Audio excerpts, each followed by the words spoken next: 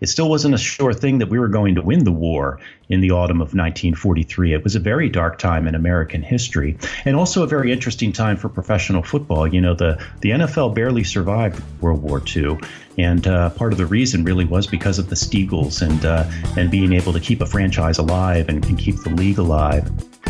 Welcome to Good Seats Still Available, a curious little podcast devoted to exploring what used to be in professional sports.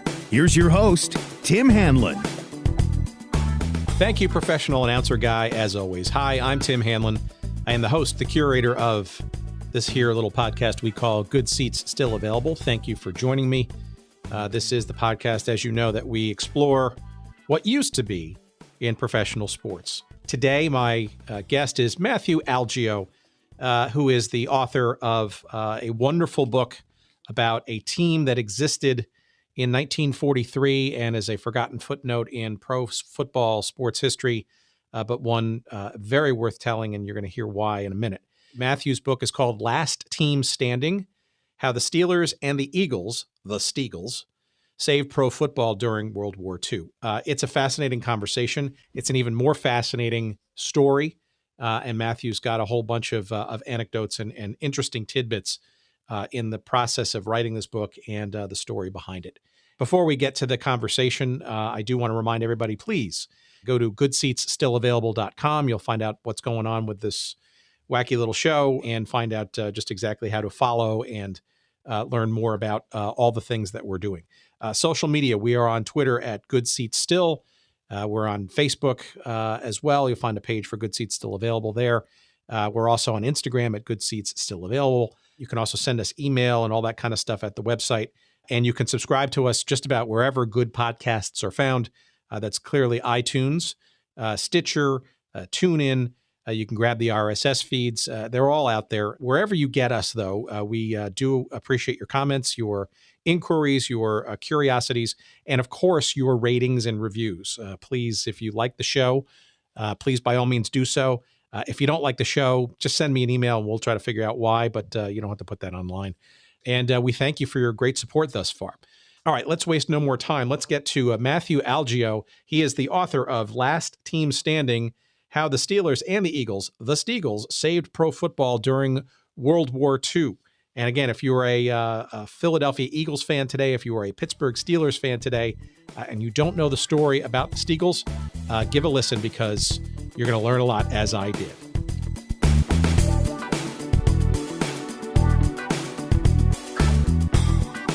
Thank you. And I guess one great way to start with our listeners is, even though our listeners may think that you sound like you're next door, you're actually not. You want to tell our listeners where you're calling in from?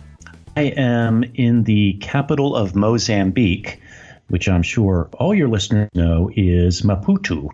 And I am here because my wife is a U.S. Foreign Service officer, and she worked at the U.S. Embassy here. She's the public affairs officer at the embassy here in Maputo. And we've been here about 2 years, and we'll be leaving in just a few weeks, actually, in early June.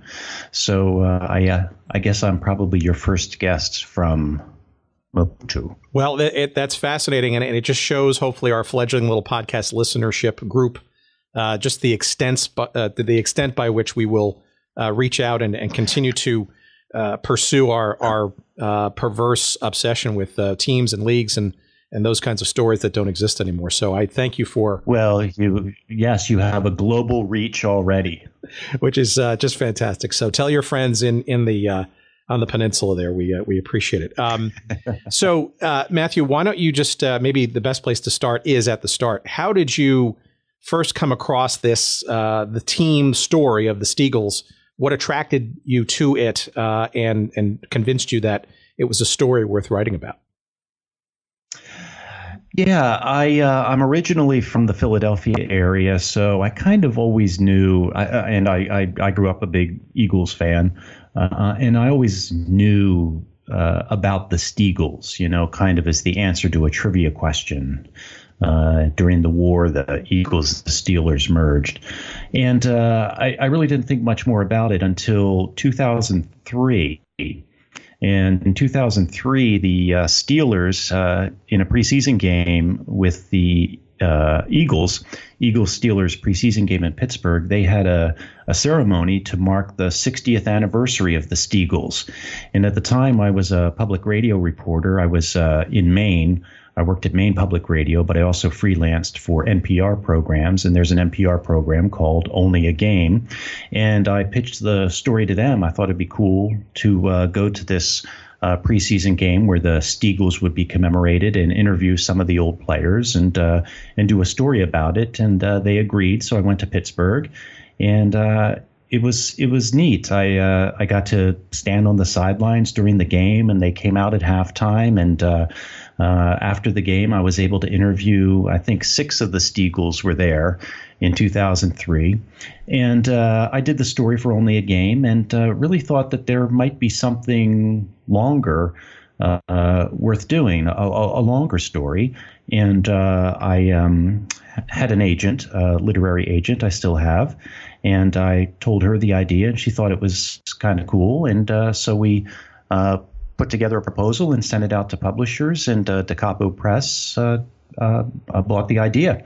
And so I was able then to spend about a year doing a lot more research on the project and going back and interviewing the players again, and a couple of the players who weren't in Pittsburgh. And at the end of that process, I had this book. How, though, did you sort of stumble sort of into the sort of rich history? Because frankly, it feels like without some longer treatment like you've done in your book, it was almost sort of an asterisk or a footnote in the history of 2 of the legacy teams of the NFL, the Steelers and the Eagles. Yeah, well, as I began to do the research for the book proposal and then for the book itself, I think what really fascinated me was the larger context, which was life on the home front during World War II.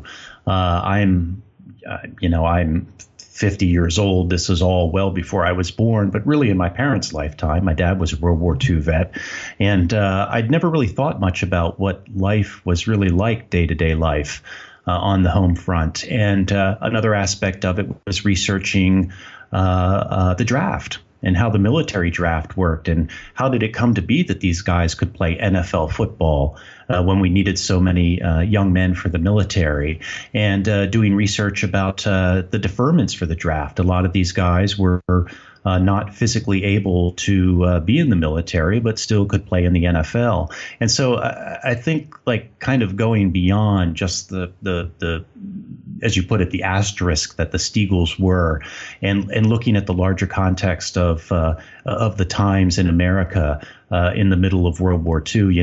It still wasn't a sure thing that we were going to win the war in the autumn of 1943. It was a very dark time in American history, and also a very interesting time for professional football. The NFL barely survived World War II, and part of the reason really was because of the Steagles and being able to keep a franchise alive and keep the league alive. And so I found a lot of material also beyond the Steagles about the rest of the NFL and really all of professional sports during World War II. So I really found it to be a fascinating time in American history. And I think so many, when we talk about that time, we're so really preoccupied with the war, as well we should be. But, there was a whole other story going on here at home in the United States at that time. And I think I found that to be a really fascinating part of the Steagles story. Well, the Steagles themselves were part of the 1943 NFL season, but perhaps you can enlighten our listeners a bit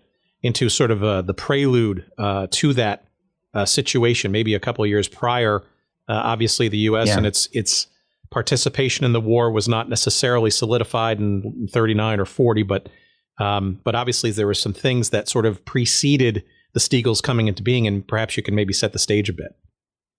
Yeah, well, I think the most interesting place to start is December 7th, 1941, which of course is the day that the Japanese attacked Pearl Harbor. And it was a Sunday and happened to be the last day of the NFL regular season. So a lot of people learned that the Japanese had attacked Pearl Harbor and that the United States was entering World War II by listening to a football game, or maybe even were at the stadium. The Eagles were playing the Redskins in Washington that Sunday, and a lot of service members were at the game. One of them was a young Navy officer, John F. Kennedy. And of course, there were a lot of bigwigs at the game in Washington. And as the game proceeded, more and more of them were paged to go back to their office. And Sammy Ball talked about how he'd never heard so many pages during a game, and everybody wondered what the hell was going on. But the players had no idea. Of course, the people listening on the radio and a lot of people at the ballpark knew what had happened, but the players on the field had no idea. And the stadium was half empty by the time the game ended, and they just wondered what had happened. And it wasn't until they got back to the locker rooms that they found out that the United States was really in all likelihood going to war. 1942 then was the first full season that the NFL played during the war.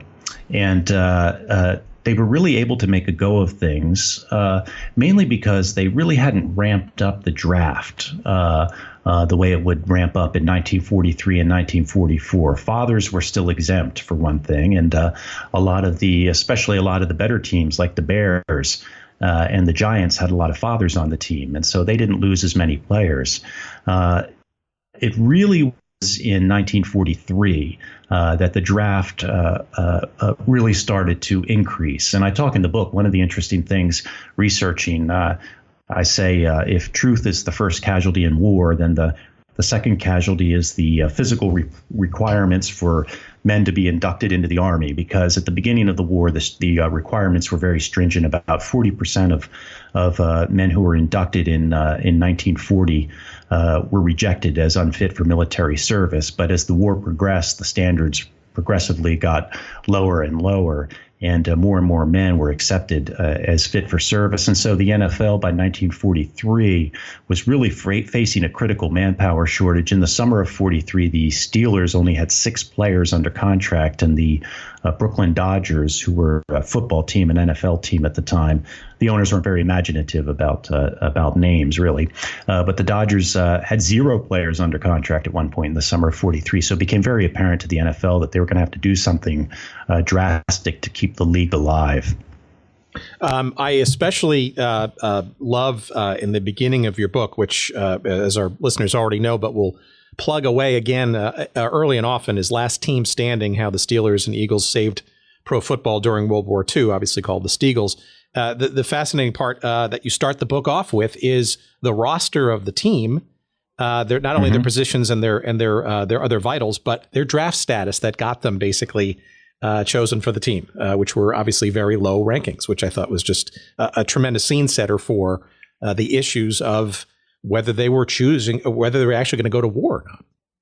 Yeah, thanks. I did a lot of research to find out the draft status of all the Steagles. A lot of the newspapers, the Philadelphia and the Pittsburgh papers at the time, would mention somebody's draft status as an aside while reporting on a game. And so I was able to get the draft status of a lot of the players from the newspaper, but some I actually made requests. You can request service records and draft records from the government. And so I was able to get a lot of the players' draft status through that, and also through interviews with the surviving players. And they helped fill in a lot of the blanks. It was really one of the most interesting parts about researching the book was how the draft worked. There was a draft lottery where they just picked a number out of a big barrel, and everybody who was born on that particular date was drafted, and then they just went down through all the dates and all the numbers, and it was all judged by your birthday. So if you got a low number, you were likely to be inducted. Number, you were less likely.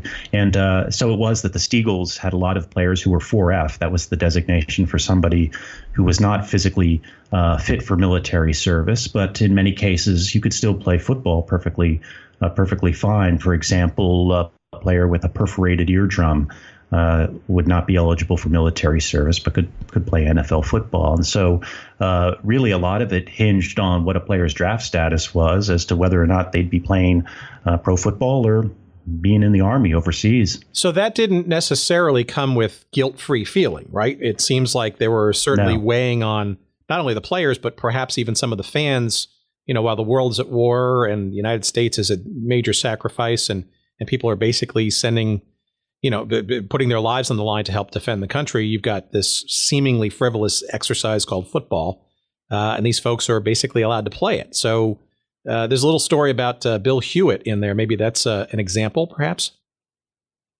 Yeah, and there were several examples, and I asked the Steagles when I spoke with them about this. There were a lot of conflicting feelings, both among the players and among the fans. The Steagles were the only team in the NFL at the time that required their players to all work in defense jobs during the week and then play football on Sunday. So the Steagles players were all contributing to the war effort fairly directly. They were working at aviation factories, shipyards. Ted Doyle, who played on the team, he was working at the Westinghouse factory in Pittsburgh. He later learned he was helping build equipment that enriched uranium for the nuclear bombs. And so in some ways that really kind of mitigated the feelings of guilt I think that a lot of the players had. Still, you couldn't help but feel a little guilty at being able to play what you're right, this frivolous thing called football. At the same time that all your friends from college had gone off to war and gone overseas, and a lot of the other players in the NFL, some 600 NFL players, served in World War II. And I think 15 of them died in service. So, yeah, there was guilt on the part of the players. And at the same time, the fans also wondered why these big, husky guys weren't overseas fighting for their country. And there was some abuse hurled at the players. You mentioned Bill Hewitt. He was an interesting guy. He had played in the NFL back in the 1930s. And he had actually retired, and the Eagles brought him out of retirement. He had never worn a helmet before. That's how long it had been since Bill Hewitt had played. And when he came to the Steagles, he was required to wear a helmet for the first time. I think he was about 35 years old at the time.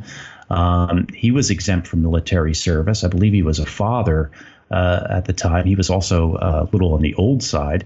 And so he came back to play for the Steagles and actually didn't play very well. He had been one of the great NFL players. I think he's in the Hall of Fame now, but he was past his prime. But these were the kinds of players that the NFL really depended on.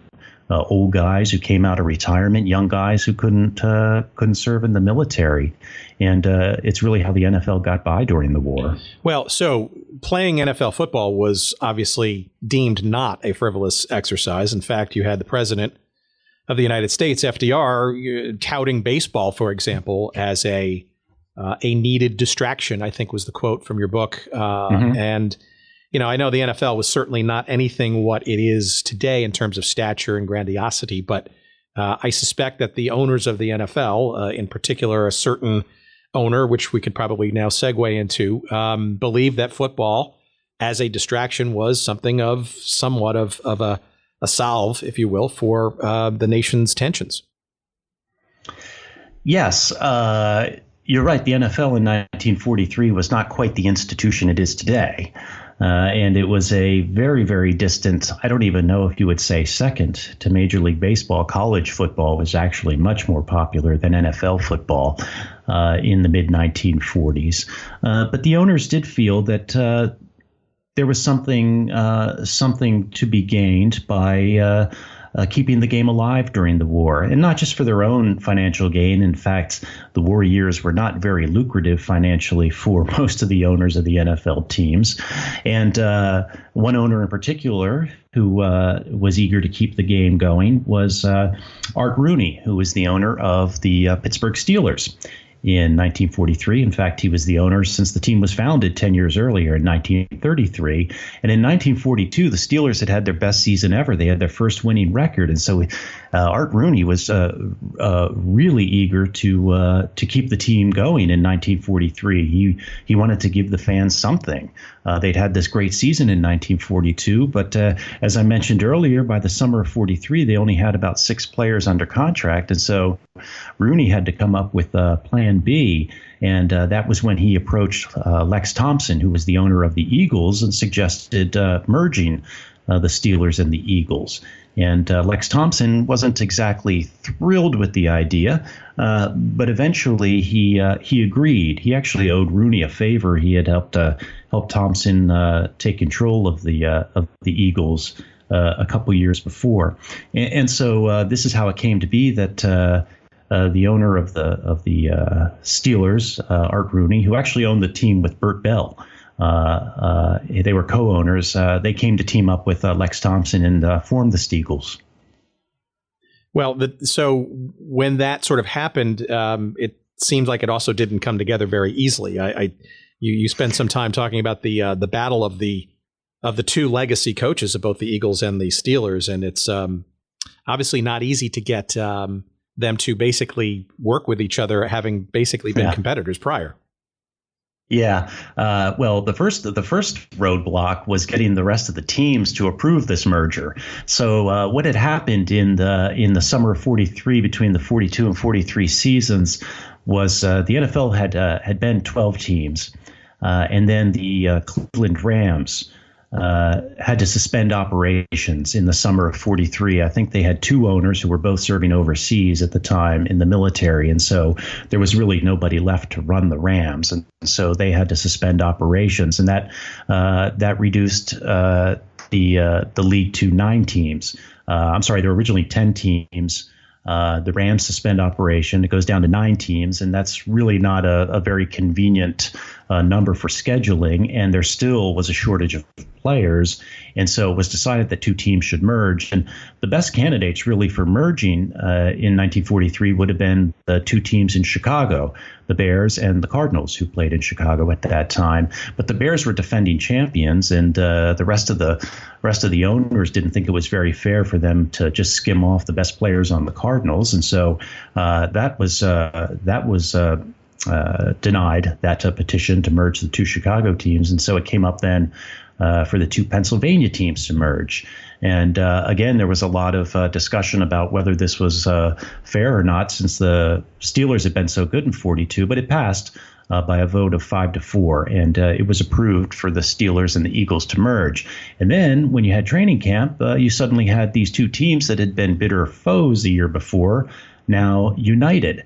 And this caused some problems. There was an informal agreement that a certain number of Steelers would be in the starting lineup. And so you had a guy like Ray Graves had been the starting center for the Eagles in 1942, and he came to training camp in 43, and suddenly he was second string behind the Steelers center. So there was a lot of dissension among the players at the beginning. And then, of course, mostly, as you alluded to, was the tension between the coaches. What they did is they named the Steelers head coach, Walt Kiesling, and the Eagles head coach, Greasy Neal, co-head coaches. And that went over about as well as you would expect it to go over today. And it was a terrible arrangement. These 2 guys didn't like each other, for one thing. They had completely different philosophies on coaching, for another. Walt Kiesling was an old school 3 yards and a cloud of dust guy. Greasy Neal was a big proponent of the newfangled T formation that Hallis had instituted in Chicago. And so there was a lot of tension among the players and the coaches on the Steagles in training camp and as the season began. It seems like there was while I guess set up to be a somewhat quote unquote merger of equals. I guess a modern day example would be the attempted merger of equals between United Airlines and Continental, where it seems like they're trying to do one piece from each team to sort of keep it somewhat equitable. It does seem, though, that despite Art Rooney and the Steelers being sort of the originators of this idea, I guess, by default, it almost feels like the Eagles sort of had a little bit of an advantage in terms of I guess the colors that were used and some of the other things. No, home game numbers. Yeah. Rooney and his partner Bert Bell did not come into these negotiations from a very advantageous position. I mean, the Steelers had so few players under contract, they had no leverage. The Eagles had 16 players under contract, which wasn't enough, but of course enough to at least field the team. And so Lex Thompson, the Eagles owner, and Lex was a different kind of guy among NFL owners at the time. You know, at the time, a lot of NFL owners would just name their team after the baseball team in town. We mentioned the Brooklyn Dodgers. The original name of the Pittsburgh Steelers was the Pittsburgh Pirates. The Redskins were the Redskins because in Boston, the baseball team was the Braves. So these weren't very original thinking guys a lot of the time, and they didn't understand marketing. Well, Lex Thompson, he sold a brand of eye drops and sold 1 million bottles of these eye drops a year. So he knew a thing or two about marketing. So when they began negotiating the nitty gritty of the merger, Lex was very protective of the Eagles brand, and so he basically dictated the terms. And among the terms were that the team would wear green and white uniforms for all games. The only year that the Steelers have not worn the black and gold was 1943, when the Steagles wore the Eagles green and white uniforms. There were 6 home games in 1943. 4 of the home games were in Philadelphia, only 2 home games at Forbes Field in Pittsburgh. So a lot of the fans in Pittsburgh ended up feeling like this really wasn't a Pittsburgh team at all. They weren't wearing the Steelers colors. They're only playing 2 home games. And so Rooney and Bell, as the Steelers owners, really had to work hard to drum up support and enthusiasm for the merger. But, like I said, Rooney had no choice. He pretty much was at Lex Thompson's mercy when it came to accepting the terms of the merger. Now, what was the actual name of the team? Because I think it sounds to me that Steagles was kind of a nickname that maybe wasn't even the official name and was sort of adopted, as the season went on, or maybe even in hindsight. Right. This was another thing. At first, Lex Thompson insisted the team be known as the Philadelphia Eagles. And this did not go over very well. And even the league, I think, thought this was not a great idea. So at first, they decided to call the team just the Eagles with no city designation. They ended up being known officially as the Philadelphia Pittsburgh Combine, which doesn't exactly roll off the tongue. And it was inevitable and also hard to fit Philadelphia Pittsburgh Combine into a headline. And so the newspapers really, I think it was 4 days after the merger was announced, one of the Pittsburgh newspapers began calling the team the Steagles.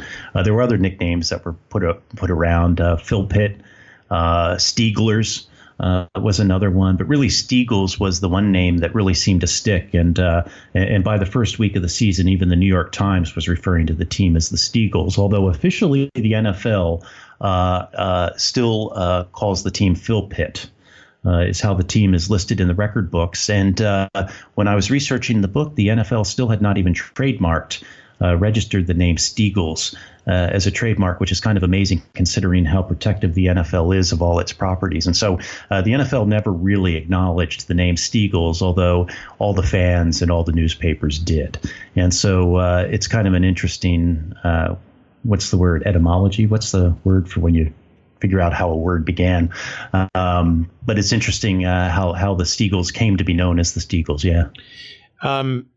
Well, let's talk about the team. How did they do? It seems like they basically held their own quite well, despite all the tenuous circumstances, huh?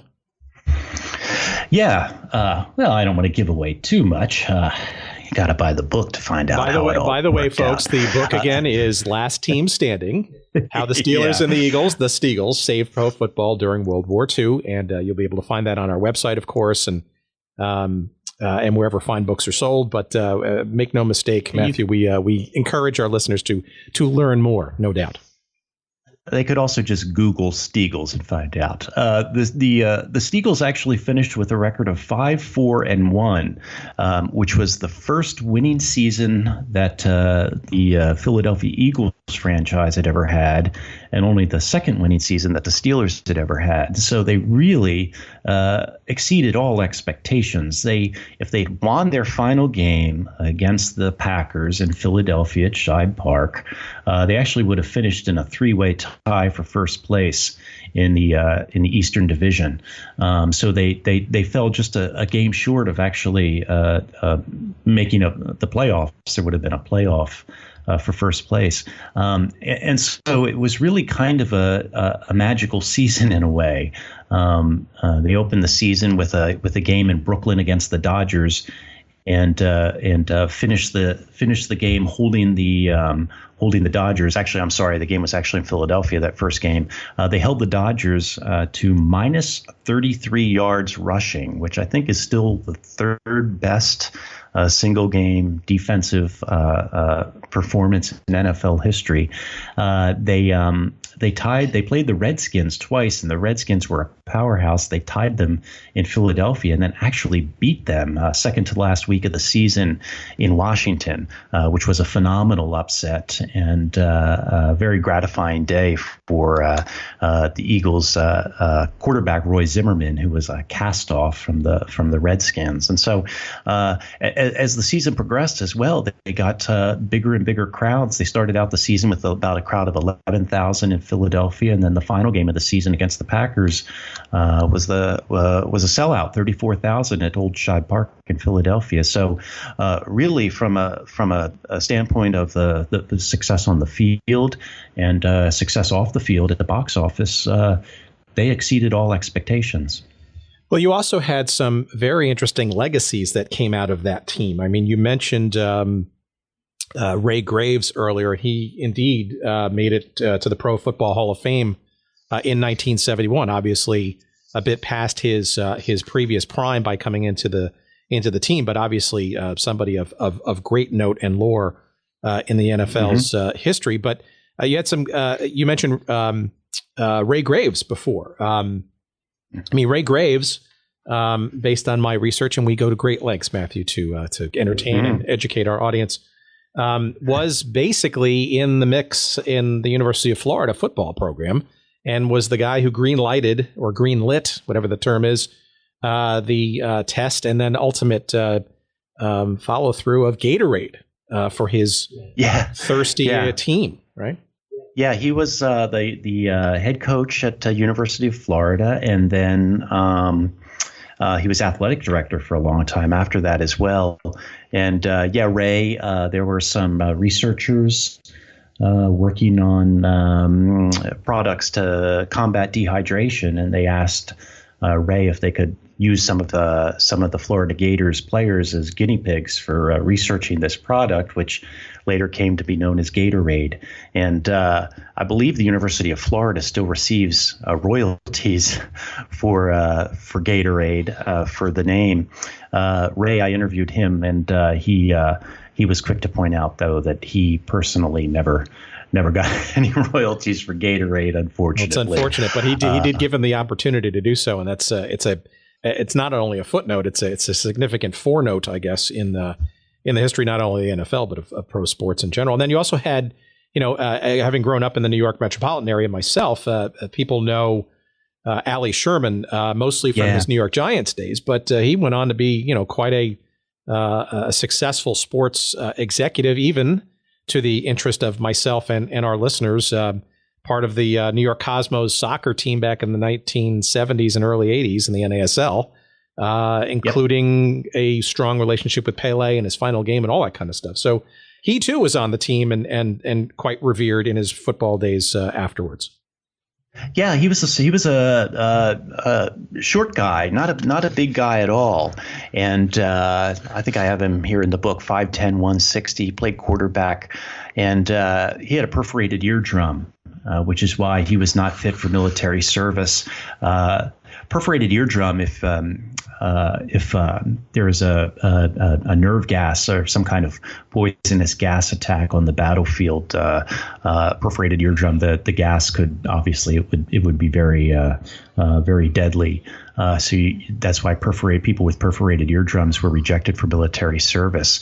Not the biggest guy, not the strongest guy, but a really, really knowledgeable football guy. And he sort of was taken under Greasy Neal's wing. Greasy was the head coach of the Eagles, and really sort of learned at Greasy's knee. And as you mentioned, went on to become head coach. I think the Giants won 3 consecutive NFL Eastern Conference championships in the early 60s, but I guess it was the Vince Lombardi's Packers were so dominant then. And later, I think Ali was in a group that was trying to buy the New York Jets. Correct. Ali, I think, had a fairly good post-football career in finance. And I believe that's when that process, that pursuit is when he met a young and aspirant Steve Ross, then the chairman of Warner Communications, or becoming such. And that I think the loss of that NFL pursuit was what spurred Ross onto getting an NASL franchise and trying to basically get this pro sports thing, but without having to being able to get into the NFL club, so to speak. Donald Trump, for example, would have done the same thing in the early 80s with the USFL. Again, we digress, right. But it's an interesting seed of other sports stuff to come afterwards. Well, it was really interesting to see what happened to these guys. Some of them went on to have very long and distinguished NFL careers. Al Wistert, who was one of my favorite guys to interview, he was a rookie in 1943. He'd played at Michigan, broke his wrist while he was playing at Michigan. He was a tackle, broke his wrist playing at Michigan, and they detected osteomyelitis in his X-rays at his when he was drafted, and that's a bone disease. It's an infection, and it can be fatal. And so he was rejected for military service. Went on to have a long career with the Eagles. He was captain of the 2 championship teams in 48 and 49, and a lot of people think he should be in the Pro Football Hall of Fame. And he was actually the very last of the Steagles to pass away. I think 2 or 3 years ago, Al passed away, so none of the Steagles are around. But all these guys, Ernie Steele, another guy I love, halfback. He retired to Seattle and opened up a bar, a cocktail lounge, as they called them in Seattle at the time, up on Capitol Hill in Seattle, and it became a favorite hangout of the grunge scene in the 90s, Ernie Steele's, and is mentioned actually in a song by the band, the Presidents of the United States of America. So yeah, it was really interesting to see how these guys' lives played out even long after the Steagles. So when you interviewed them and met them during the reunion and all that, what were was there a uniform kind of reaction to sort of the memories? I mean, were they mostly happy ones? Were they wistful? Were they, random? What was the feeling? Were they happy to be back together again? Was there any sort of camaraderie? Yeah. Oh, definitely. And I think, especially after 60 years, any of the old animosities had long since faded. I think it was like any kind of reunion for them. I think when I interviewed them at the stadium in Pittsburgh, I just blanked on it. What is it, Heinz Field? Correct. At Heinz Field, it was sort of a kind of a rushed thing. Backstage, kind of got stock answers. It was really when I followed up and went to visit them, most of them in their homes, and was able to really sit and talk, for an hour, even a couple hours, that you really sort of peeled back the stock answers and were able to get to what it really felt like at the time. Like I mentioned, there was some animosity, especially at the beginning of the season. There was a competition between the Steelers and the Eagles, and each team was really loyal to its own head coach, and there was the tension between the coaches. And so I was really happy. I think I got some really honest answers, not just the usual anecdotes that I'm sure they've repeated 100 times, but really, so to answer your question, it was a whole range. I think people did remember the animosity, but they looked back at the time very fondly. They were all very proud of the role they played and having played in the National Football League, and and they all had very strong opinions about what football is like today. So it was a lot of fun talking to these guys. Do you think there's a movie in here somewhere? I'm sure you've thought about optioning, or it's not, it's certainly crossed your mind, but it feels like this is a great story that could be, in today's Hollywood, a really good one. Man, I hope so. I can report this is a world exclusive. We just sold the rights for a movie based on the book last week to a couple of brothers who are actors in Los Angeles, who are originally from Pittsburgh and knew the story very well. Sony Pictures had bought the rights and held the rights for 5 or 6 years. But, it's so many stories get bought in Hollywood, and so few movies ever actually end up getting made. I think it would be a fantastic movie myself. Obviously, I'm a little biased, but I think it would be a great movie. The movie Leatherheads came out probably now 8 or 9 years ago, and I guess that didn't do so well, so that set the football movies back a little bit.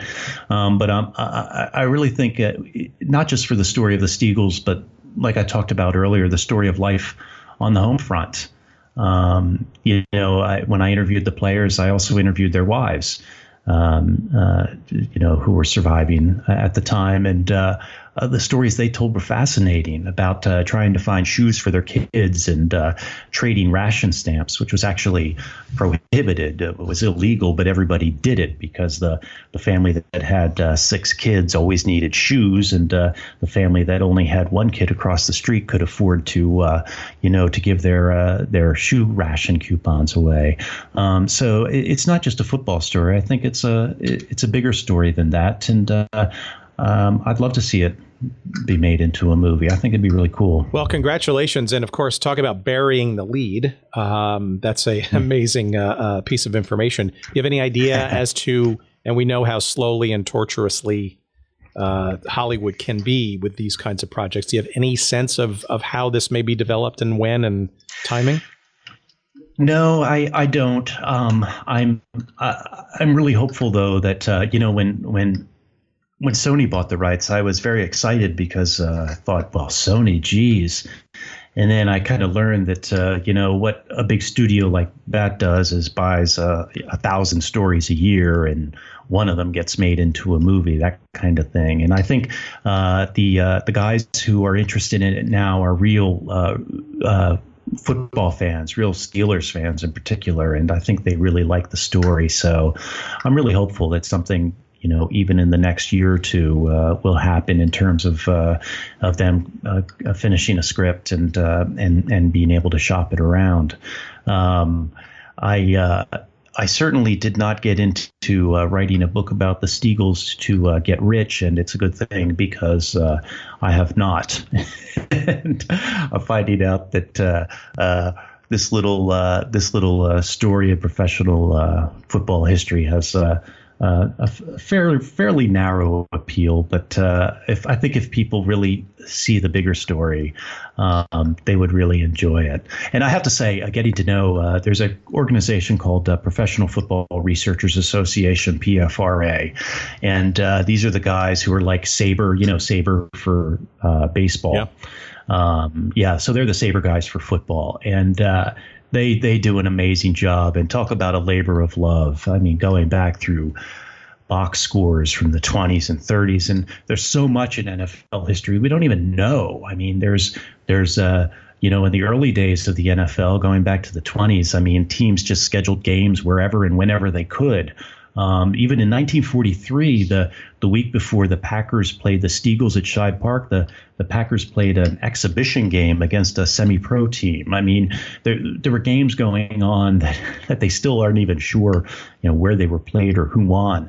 And that's what these guys in the Professional Football Researchers Association do. And so they were really helpful, and the Hall of Fame was really helpful too. It was really cool to go to the Pro Football Hall of Fame and look back at the meeting minutes for the NFL owners meetings from the 1940s.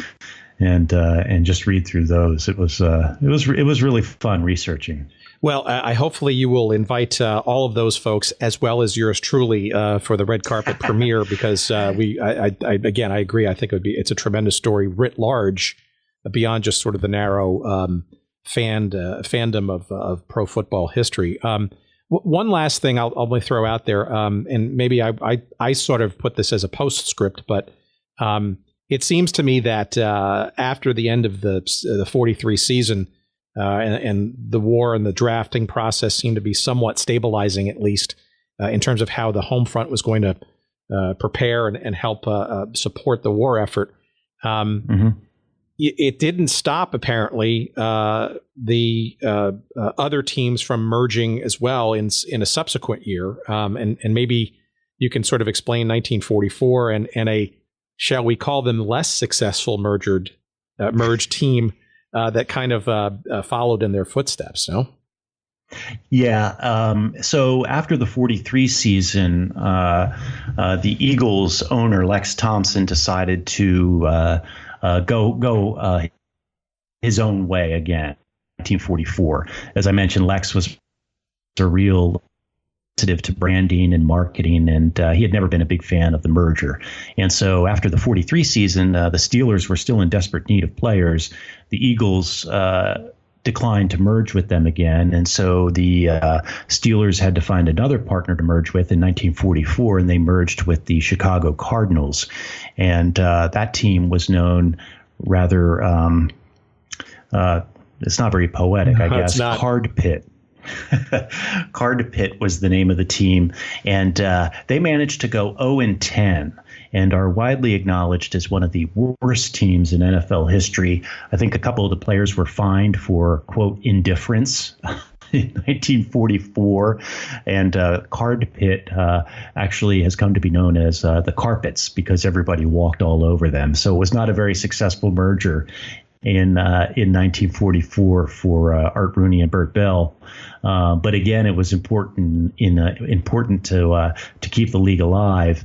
And my own personal daydream, of course, is that someday there will be a Steelers-Eagles Super Bowl, and of course, my book will be featured prominently at halftime. But as close as I've come to this daydream is the Steelers-Cardinals Super Bowl a few years ago, and there were a couple articles about Card Pit in the papers when the Steelers and the Cardinals met in the Super Bowl, but still waiting for that Steelers-Eagles Super Bowl. Well, perhaps that happens before the movie, or maybe the movie happens before that, or perhaps they happen during the same year. Wouldn't that be interesting? So before we wrap up, I do want to thank you again from all the way from Mozambique to be with us on this. You want to give us My pleasure. some sense of what you're currently working on outside of this sort of reminiscence and book from the past. What other things do you keep you busy, and what might you be doing when you come back in the States? Are you authoring other works? Do you have other interests? Yeah, actually, I have a book coming out. It came out a couple of years ago, but it's coming out in paperback this fall. And it's a book that I kind of discovered while I was doing the research for the Steagles book. And I was doing research into the history of spectator sports in the United States. And while I was doing that, I came across a sport called pedestrianism, which was very popular in the 1870s and 1880s. And these were long-distance walking matches. And the most popular version of this sport was the 6-day walking match. You couldn't play sports or do any kind of amusements on Sundays at the time because of the Sabbath. And so these walking matches would take place inside arenas. They begin right after midnight, Sunday night, Monday morning, and they continue right up to midnight the following Saturday night. And whoever walked the most miles in 6 days was the winner. And so they'd put a little dirt floor, dirt track, maybe a sixth of a mile around on the floor of Madison Square Garden, for example. And these guys would walk in circles for 6 days. And 10,000 people a night would come out to just watch them walk in circles, and the winner might do 500 or 600 miles in a week, and the payouts were huge. These guys would take home $20,000. Back in 1880, this is it's the equivalent of $500,000 for a week's worth of work, and so pedestrianism is kind of where my mind is at right now. And I'm also thinking about doing another book for my next book. It's about the around the world flight that Wiley Post did. Do you know who Wiley Post was? I do not. He was the guy who was piloting the plane that crashed with Will Rogers in 1935. Interesting. So Wiley Post was a very famous pilot in the 30s, and he was the first pilot to fly around the world. He did it in 8 days, and was really as famous as Lindbergh in his day, but unfortunately he died in the crash with Will Rogers in 1935. And so I think it'd be cool to do a story about this around the world flight in 1931. And so he flew from New York to London to Berlin to Moscow. So he's really visiting some interesting places for 1931. And it would be a good excuse for me to take a tax-deductible trip around the world, too. I think that's an awesome idea. I also want to tell our listeners before we let Matthew go that we, in the preparation for this conversation, we bonded over our interest in the old North American Soccer League and the lamentable, I guess, to some extent, Philadelphia Fury in the late 70s, and shared a couple of videos and stuff. So I guess there's no real story there to be had in terms of a book, but I do reserve the right to send you YouTube videos as I come across them along the line. I would actually, I think, I just read. What's the, is it called Rock and Roll Soccer? Yeah, Ian Fundelith he's certainly somebody on my list to pursue as we get going. Yeah. And I thought it was a really good book. I think the Fury would be a great team to focus on just because of the whole aspect of the ownership group. And I have to say I was 12 years old in 1978, and I was a huge soccer fan. Everybody thought soccer was going to be the sport of the 80s. And I have to say I was a big Phillies fan, and I remember sending a baseball card to Mike Schmidt to have him sign it and mail it back. And of course, I never saw the card again. But I also sent a letter to Tony Glavine, who was on the Pocket Fury, Rocket. The Pocket Rocket. And I got back, and I still have it, a 2-page handwritten note from Tony Glavine, and just thanking me for my interest. And if I come to a game, let him know, and he'd like to meet me. And now Tony is a Facebook friend of mine. He's in St. Louis. He runs soccer academies out there. And there were just aspects of the end of the Fury that I just loved. I mean, I thought that was so cool. I'll always be a Philadelphia Fury fan. I'd love to get one of those uniforms, man. They were just beautiful. Well, we have a couple of guests coming up from NASL land with hopefully some great stories. Bobby Moffett, former Dallas Tornado player for about 7-8 years, is in the midst of writing a book as well. Should be coming out in a couple of months, and we're going to be talking with him on some of these issues. So more to come, and I'm happy to share some further notes with you as we move along. But in the meantime, who owned the Tornado? Was that so the Tornado? The Tornado was owned by the duo of Lamar Hunt, right? Who obviously had his AFL football dalliances, and arguably was the savior of not only the AFL and its ultimate merger, but the NASL and obviously its subsequent MLS progeny. But also a guy named Bill McNutt, who, from what I understand, was a fruitcake baron. There was such a thing. He was the king of the fruitcakes, not personally, but in terms of his business line. And the two of them managed that team through the late 60s all the way until the early 80s. So it's probably one of the most legacy teams of that league, and stable. Yeah. And obviously the iron hand of Lamar Hunt being largely the reason. So, Bobby's going to be somebody who's going to be very interested and and helpful. And I think he too likes to regale in some stories in the old league. And looking forward to talking to him. And he's quite the spirited character. So I think the Adams, who were the Furies' predecessors, in '73, I think it was the Tornado that the Adams beat to win the league championship at Texas Stadium. You were correct, sir. And it was also on the front cover of Sports Illustrated that week as well. Bob Rigby. Thank you, Matthew. I can't thank you enough. Good stuff. Thank you. Same. Thank you, Matthew. Bye-bye. Thanks. Okay, well, that was cool. A little extra bonus material there, a little Philadelphia Fury, NASL soccer. Always welcome on this podcast. And who knew that Matthew and I shared that sort of NASL trivia past there. So there you go. A little treat there for our soccer fans out there listening. But also, talk about burying the lead. This story, we just broke the news here on this podcast that the story that Matthew's written about the Steagles is been picked up by a studio in Hollywood and hopefully will be made into a motion picture, hopefully sooner rather than later.